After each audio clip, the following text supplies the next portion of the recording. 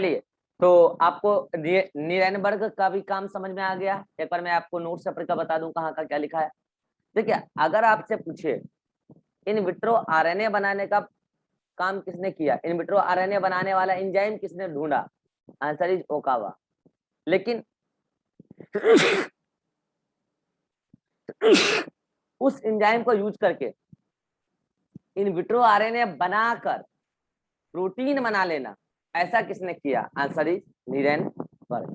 ठीक है, तो देखिए लिखा है यहाँ पे, discovered process of in vitro protein synthesis. Lab में प्रोटीन कैसे बनेगा उसका काम किसने किया, नीरेनबर्ग ने किया। ठीक है, उन्होंने 4 प्रकार के होमोपॉलीमर्स डेवलप किए न्यूक्लियोटाइड के, और वो होमोपॉलीमर कौन थे, आरएनए थे।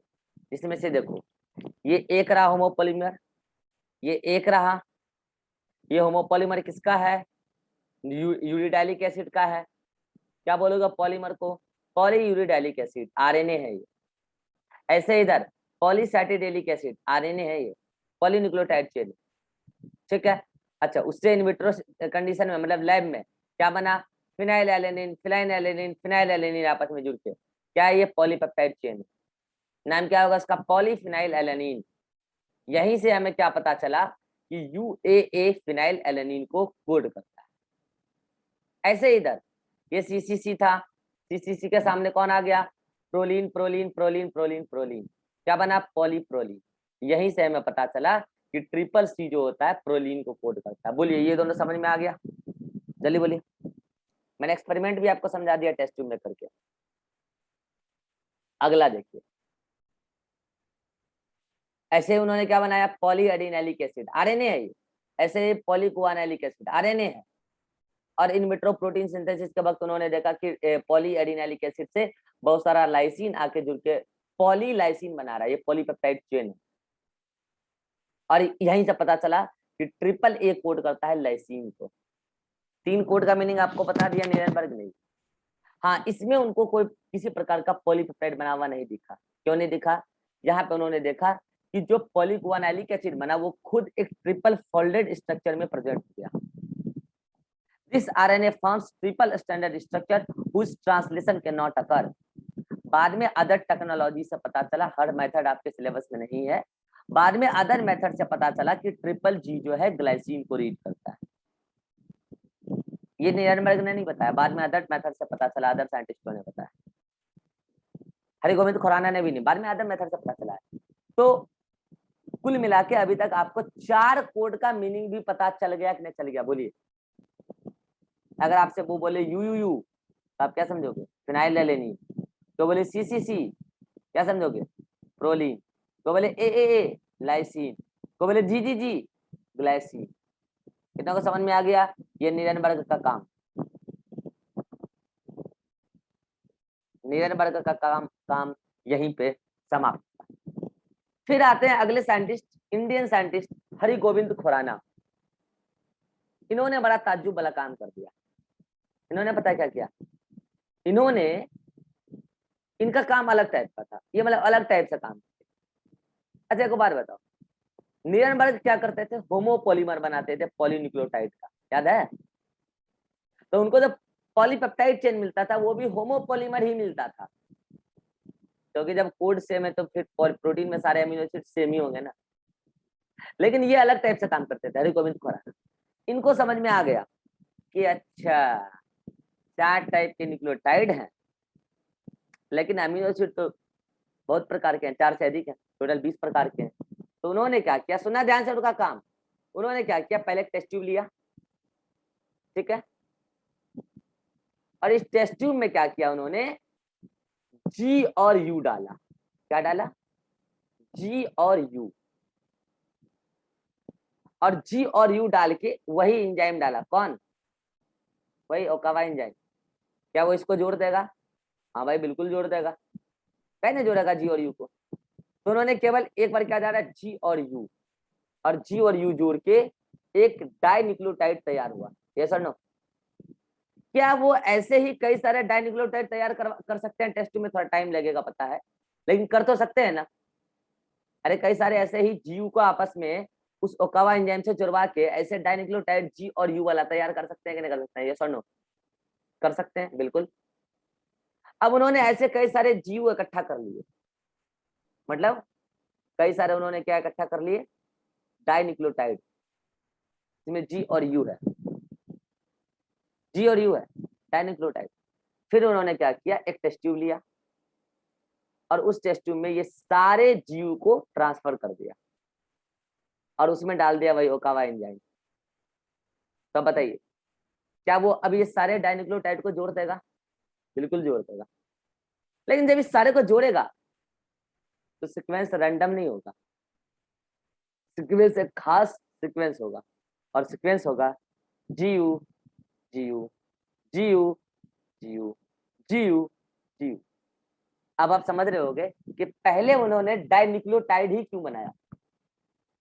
अगर वो रैंडमली स्टार्टिंग में टेस्ट में कई सारे जी और कई सारे यू डाल देते ना, तो क्या होता पता है, रैंडम अरेंजमेंट आता, जी जी जी जी यू जी यू जी। कितने लोग समझ गए दोनों में डिफरेंस क्या है? कितने लोग समझ गए?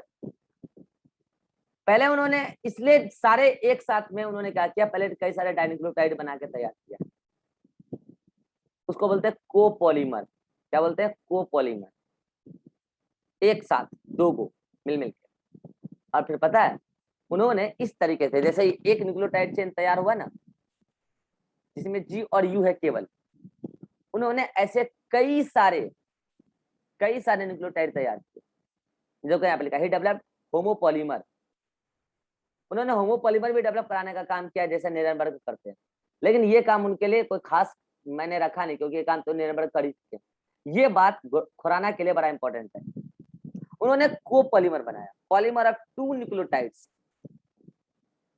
फिर बाद में उन्होंने जब देखा दो न्यूक्लियोटाइड को बनाना सक्सेसफुल रहा, बाद में उन्होंने 3 वाला भी काम किया। क्या किया? स्टार्टिंग में ही उन्होंने जी यू और ए डाल दिया, तो उनको मतलब कि क्या मिल गया, ट्राइन्यूक्लियोटाइड। और फिर वो ट्राइन्यूक्लियोटाइड को स्टेचू में ट्रांसफर किया, फिर लंबा सा चेन मिला। मतलब समझ रहे हो, वो अलग तरीके से उनका काम करने का तरीका अलग था, बिल्कुल ही अलग। तो जो पिछले लोग नहीं कर पाए थे वो काम ये कर दिए। उन्होंने क्या किया, जब ये वाला सीक्वेंस देखो मैंने आपके सामने लिखा है जीव वाला, सबसे फेमस काम उनका यही वाला, हालांकि उन्होंने कई सारा बनाया बाद में। जब उन्होंने तब उनको पता चला कि कई सारे अमीनो एसिड यहाँ पे आए, नंबर ऑफ कई सारे नंबर आए, लेकिन इत्तेफाक ये था अल्टरनेट मैनर में वैलिन और सिस्टीन आया। क्या आया? अल्टरनेट मैनर में वैलिन और सिस्टीन आया प्रोटीन में। तो उन्होंने अंदाजा लगाया, मैंने तो जीव वाला डाला है, तो जीव वाला डाला है। गेमोस आप पहले ही बता चुके हैं कोड ट्रिपलेट होता है, तो आप ही बताओ कोड क्या रहा होगा, G U G U G U G U G U G U so on. यहां से उनको पता चला कि अच्छा जी यू जी रीड करता है वैलिन को और यू जी यू रीड करता है सिस्टीन को। बताओ, दो और कोड का मतलब पता चल गया। अरे बोलो, उधर 4 तो पहले पता चल चुका था, 3 नीरेनबर्ग ने बताया, एक अदर मेथड से पता चला, और इधर देखो 2 खुराना ने बता दिया अपने एक्सपेरिमेंट। कैसे? उन्होंने कोपॉलीमर ऑफ गुआनाइलिक एसिड और यूरिडाइलिक एसिड डेवलप किया। ये क्या, अगर आप चाहें तो इसके बारे में आप लिख लें, this is copolymer of guanylic acid and uridylic acid. Uridylic acid ले लो स्क्रीनशॉट।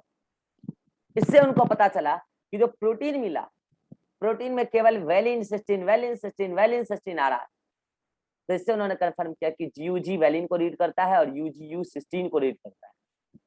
फिर पता है उन्होंने ऐसे कई सारे चेन बनाए, कई सारे वैरायटी ऑफ चेन बनाए, मैंने कहा ना अलग अलग तरीके से। एक बार उन्होंने ले लिया ए और यू, ए यू का पॉलीमर डेवलप करा लिया।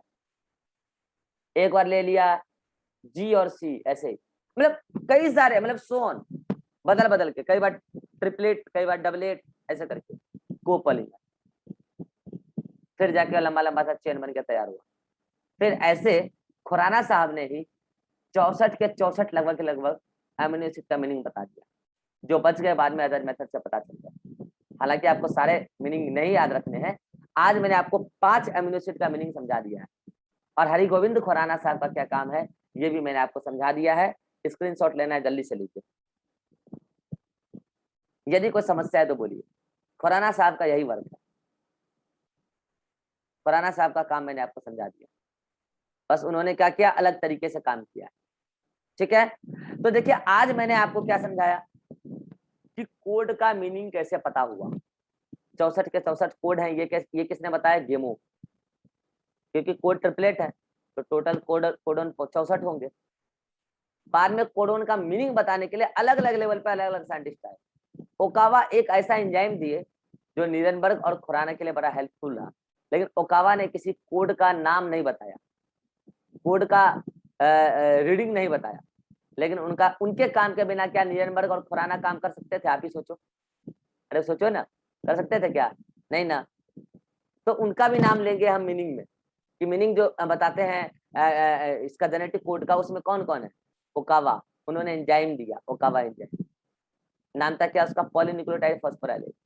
फिर नीरेनबर्ग ने 3 कोडोन का डायरेक्ट मीनिंग बताया, जिसका U A you you you और ए सी सी सी जी डी का बारे में पता चला। और हरि गोविंद खुराना साहब ने तो कई सारे बताए, कई सारे, मैंने आपको 2 बता रखा है, जीयूजी और यूजीयू, ये उन्हीं से पता चला।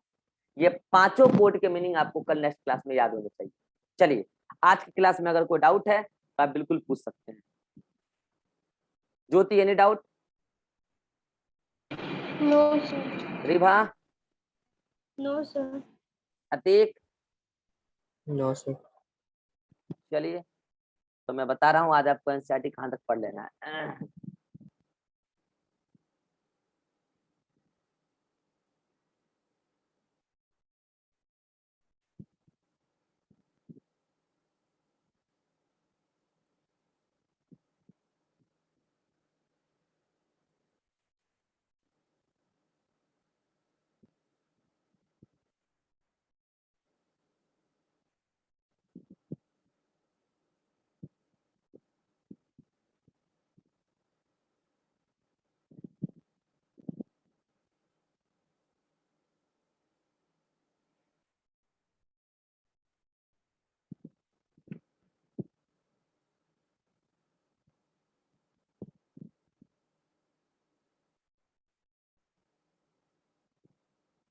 एनसीईआरटी में पेज नंबर 111 पर हेडिंग 6.6 जेनेटिक कोड से लेकर ये अगले पेज पर टेबल तक पढ़ लेना।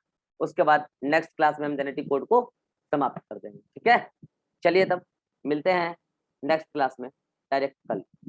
Bye bye, take care.